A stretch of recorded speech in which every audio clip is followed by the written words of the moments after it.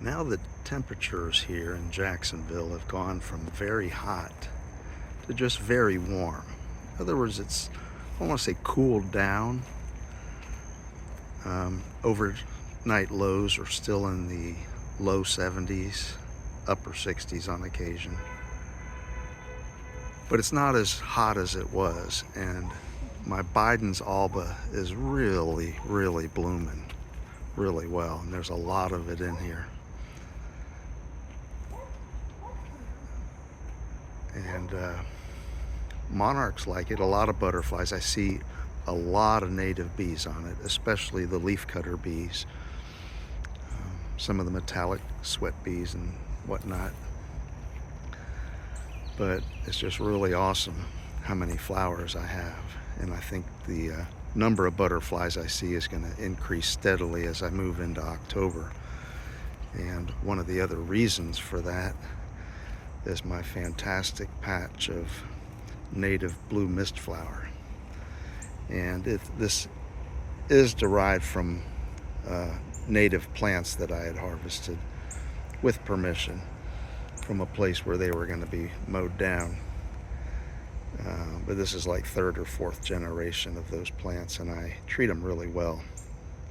A little bit of fertilizer, a little bit of extra watering, mulching underneath the stems and around the base. But I've already photographed a couple of monarchs on this, and I see a few skippers and whatnot on it.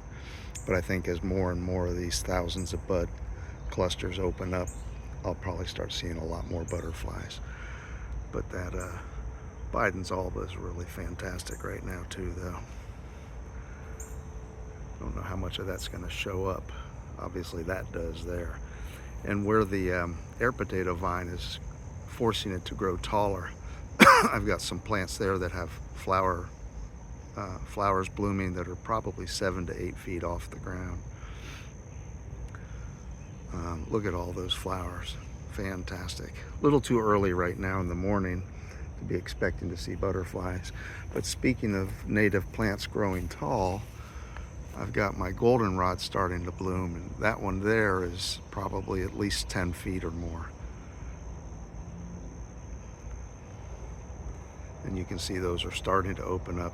They're not as open as they look. Some of the flowers are open. A lot of them are just well swelled up buds.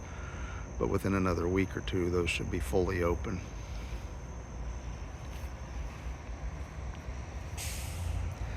Can't wait for these to fully open too, because I'll bet I'll get a bunch of monarchs and other good stuff on them.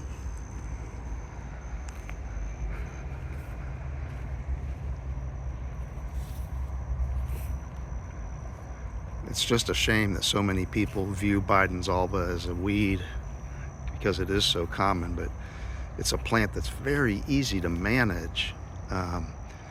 If you don't touch it, it'll die out at the end of the season. But if you keep cutting it back, it keeps growing back and blooming over and over and over again. And it's definitely a plant that, unless we get a really hard freeze, it'll bloom 12 months out of the year.